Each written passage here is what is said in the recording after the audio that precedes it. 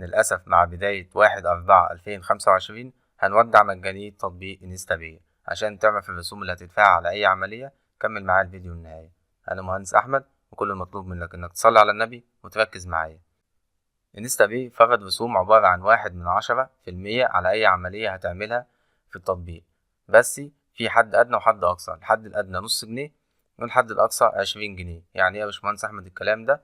عشان تعرف الرقم اللي هيتخصم منك على أي عملية هتعملها كمل معايا الفيديو ده. هتيجي تكتب الرقم ده 1/10 على 100 في المبلغ اللي هتحوله، وليكن مثلا 200 جنيه.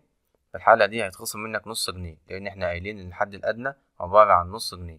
طب لو انت هتحول 500 جنيه في الحالة دي هيتخصم منك نص جنيه. طيب لو انت هتحول 800 جنيه في الحالة دي هيتخصم منك 80 قرش. طيب لو انت هتحول 1000 جنيه في الحالة دي هيتخصم منك جنيه. يعني احنا ممكن نقول إن كل 1000 جنيه هيتخصم عليه جنيه. تمام كده؟ طيب لو انت هتحول مثلا 7000 جنيه في الحالة دي هيتخصم منك 7 جنيه.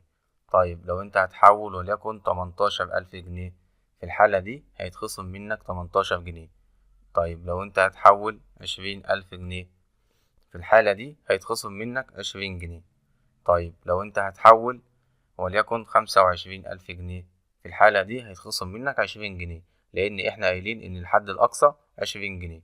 تمام كده؟ أتمنى تكون الصورة واضحة.